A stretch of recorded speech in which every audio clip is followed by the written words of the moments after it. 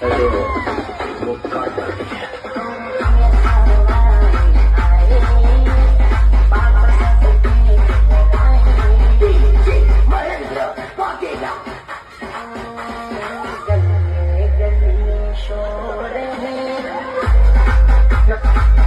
આપણી પબ્લિક ના હાથ ઉપર નથી જતા ભાઈ, જેટલા भी रिहर्सल ની पब्लिक से हाथ ऊपर જોઈએ गाइस। तो क्या बोलती मेरे रिहर्सल की पब्लिक? म्याद में रखे हुए तलवार में भले ही इंसान बच जाए, लेकिन अगर उस तलवार का वार शिकार पर, अरे मारा भाई बाळकोना चारा कराय, बापना चारा ना कराय, लेकिन अगर उस तलवार का वार शिकार पर पड़ जाए तो वो काट डालेंगे।